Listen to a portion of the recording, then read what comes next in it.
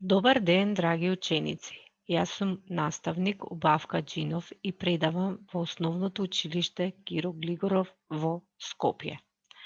Нашата денешна наставна единица е денови и години. Ние денес ќе научиме дека како последица на ротација на Земјата се јавува ден и ноќ.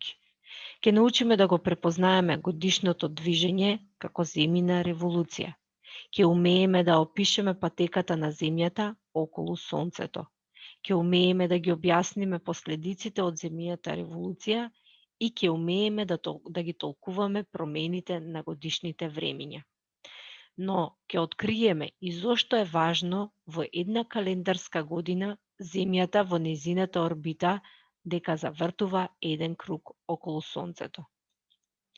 Движењето на Земјата околу својата замислена оска од запад кон исток, која спротивно од стрелките на часовникот, се нарекува дневно движење или земјина ротација. Таа трае 24 часа или едно деноноќие. Како последица на земјината ротација се јавува промената на ден и ноќ. Основни мерки за пресметување на времето се ден, недела, месец и година, кои се поврзани со одредени движења на Земјата. Што прославува секој член на семејството секоја година? Знаеме дека прославуваме роден ден, дека сме постари една година.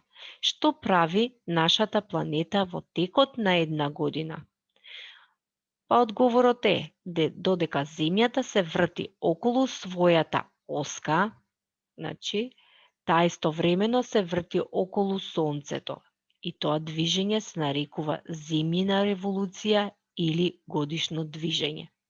Земјата за период од 365 дена и приближно 6 часа свртува еднаш околу Сонцето по елипсовидната патека, така наречена орбита. Земјата останува во орбитата поради гравитација на Сонцето. Овде имаме една табела на временски период на планетите за колку треба да го заобиколи Сонцето.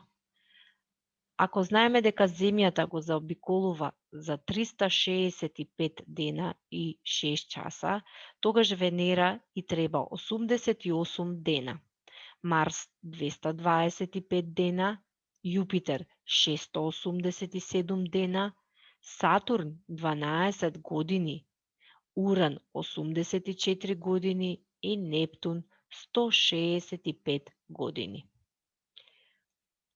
Кои се последиците од земјината револуција?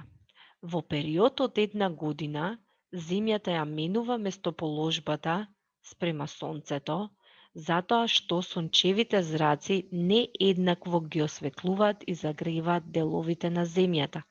Поради ваква појава доаѓа до нееднакво траење на денот и ноќта, промена на годишните времиња. Нели имаме 4 годишни времиња: есен, зима, пролет и лето. Појава на повеќето топлински појаси, така натаму. Што се случува со четвртината од денот? Секоја четврта година знаеме дека е престапна, поради 6 часа кај земјината ротација. Но секоја четврта година има 366 денови, тогаш во месец февруари ќе има 29 дена. Сите вишок четвртини од денот ги собираме и добиваме уште еден ден во февруари. Зошто деновите во лето се подолги, а во зима покуси? Кога Земјата е свртена кон Сонцето, некои нејзини делови се поблиску до Сонцето за разлика од други делови. Преку ден Сонцето привидно се движи, преку зима е ниско над хоризонтот, па сончевите зраци паѓаат под кос агол и загревањето е мало, па така денот трае кратко. А во лето Сонцето е високо над хоризонтот, сончевите зраци паѓаат под прав агол, загревањето е поголемо и денот трае подолго. Запомни, сончевите зраци под голем агол паѓаат помеѓу северниот и јужниот пол, а под мал агол спрема половите. Зошто има промена на годишните времиња? Промена на годишните времиња има поради земјина револуција и земјина ротација, односно поради движењето на земјата околу својата замислена оска и движењето на земјата околу сонцето.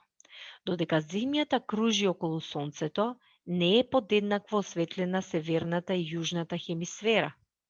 Државите што се наоѓаат помеѓу, ова е тука екватор, и северниот пол се наоѓаат на северната полутопка.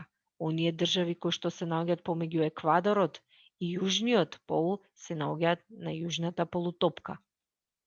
Кое годишно време е во твоето место ќе зависи од тоа на која полутопка на земјата живееш ти.